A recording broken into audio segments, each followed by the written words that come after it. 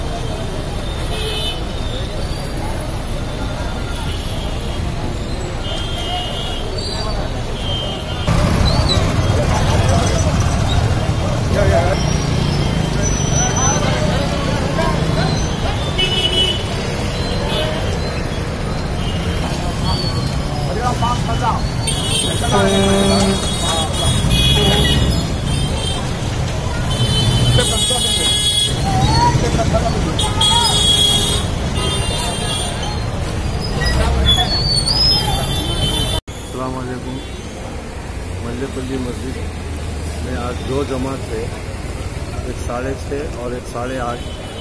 अल्हम्दुलिल्लाह बहुत सुकून से हुआ और हबीबनगर PS का भी बहुत ऑपरेशन रहा हमारे साथ, और हमारे जाफर हुसैन मेहराज हमारे जो MLA साहब हैं और उनका भी बहुत ऑपरेशन रहा। हम सबको हमारी मस्जिद की तरफ से जो है सबको ईद मुबारक हो। मोटापे का वाहिद इलाज बगैर किसी दवा और एक्सरसाइज के 1 घंटे में 500 ग्राम से लेकर 1 किलो तक वजन कम किया जाएगा। नई टेक्नोलॉजी के जरिए ट्रीटमेंट किया जा रहा है SPS slimming and beauty clinic में। इस इलाज से आपको किसी भी तरह के साइड इफेक्ट्स भी नहीं होंगे।